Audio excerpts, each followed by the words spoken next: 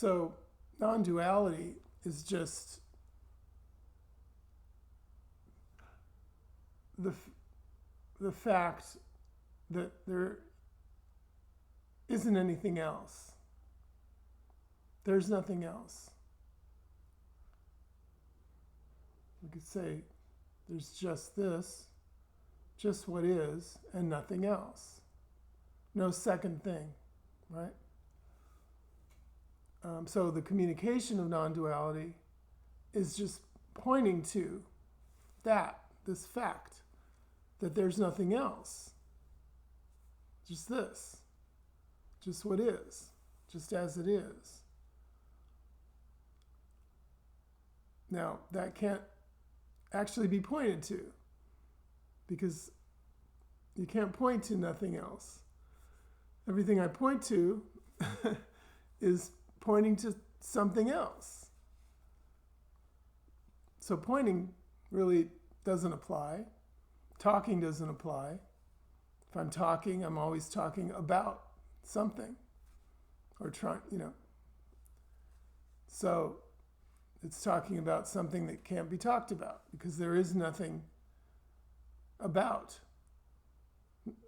Nothing else. Everything is nothing else. It's the point. But, that's why sometimes you hear people say there is no non-duality. Well,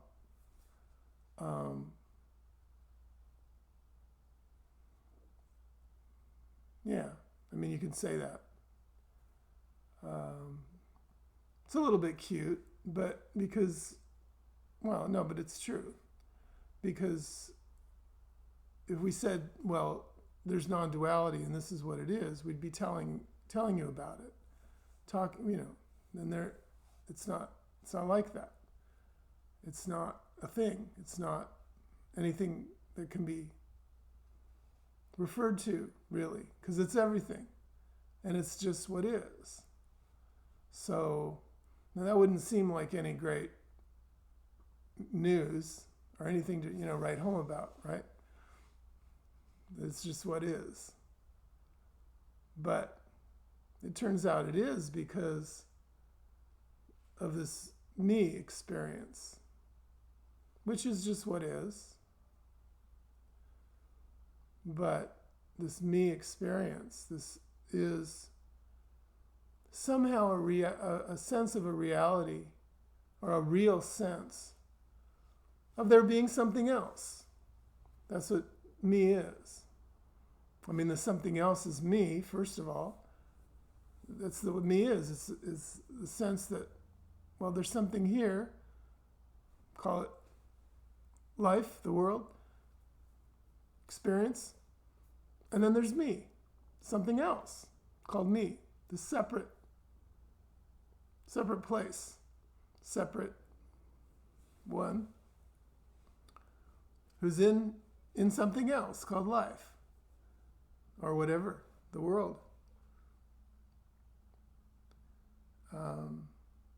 And that what is, the experience is that, or the reality, say, of the me, is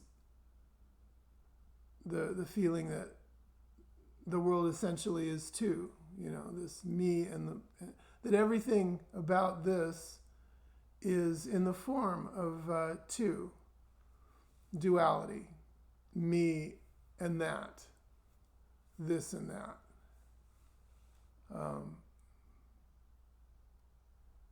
And then there's a whole adventure of me that comes out of that. Once there's me, once that game is up, this game is on, is what I mean. Then you're in for the whole story, because that story comes out of that. What I am, what's going on. And that story is always a story of how am I getting that something else? Because I'm something else and I need something else. Is part, that's the other half of it, because being something else, there's a division, there's a separation, and there's the experiences of missing that something else. Okay, so that's the whole story of me. Everything that we talk about, not here, really, but everywhere else. That's sort of true and not true, but, just to make it simple, I'm now talking about the normal world. It's all about finding that something else. What can I buy? What can I learn? Who can I be with? What kind of relationships what kind of experiences? What kind of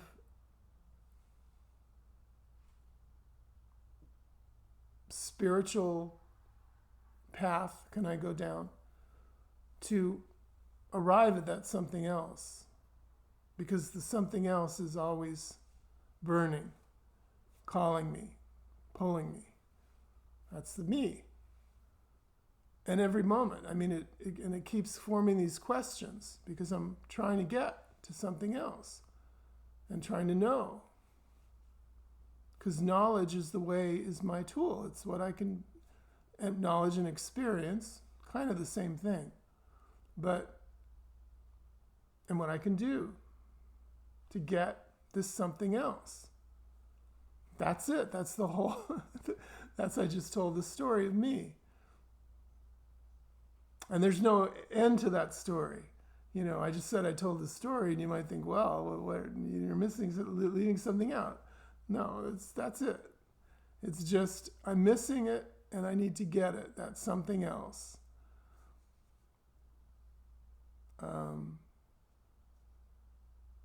Or just to put it another way, I'm something else, and it doesn't feel good to be something else. I want to be everything. I want to be what is. I don't want to be something else, right? Because something else is an illusion. It's not real. And I'm real. I don't want to be not real. I'm not saying that people say that. I'm just saying that that's kind of the existential core of this experience or the feeling. But anyway, it's always looking for something else, and that's the end, because there's no finding. The something else isn't available, because I'm always looking in my experience, in the world, for something else. And there isn't something else. We could say that something else is here all the time. Just to put it in that form, but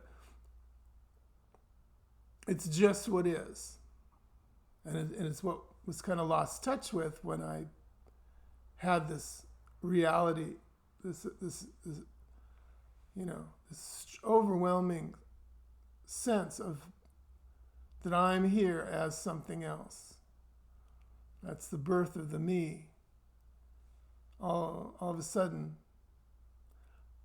I am this thing that needs something else. That's the need. The me is needy. And then looking for what it needs, what I need. Looking in the world, looking in my experience. So I'm saying that's the end of the story. Of course, there's a million stories that are told from that point, starting point. But they're all the same. They're all just looking for what I need. And that's it, not finding it. There's no finding.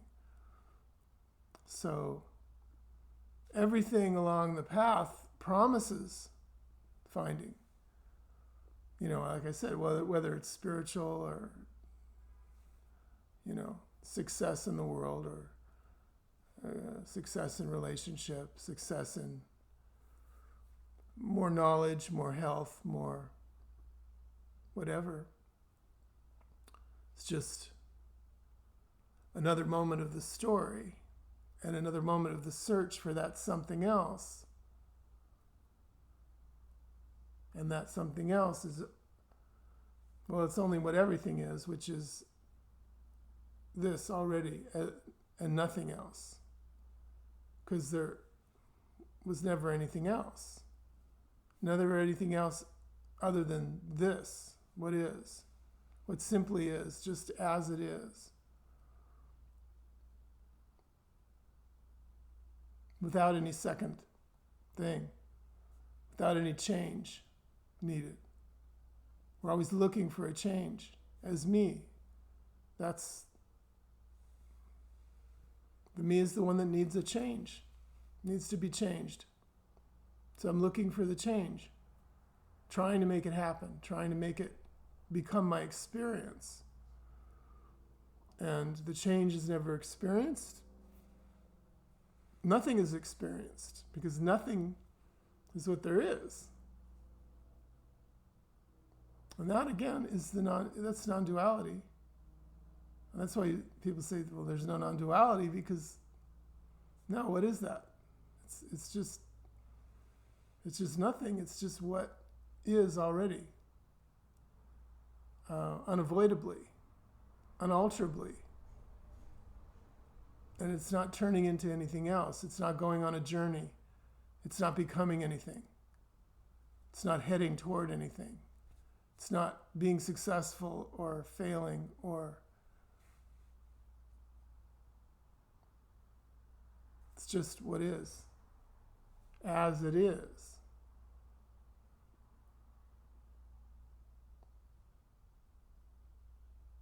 This.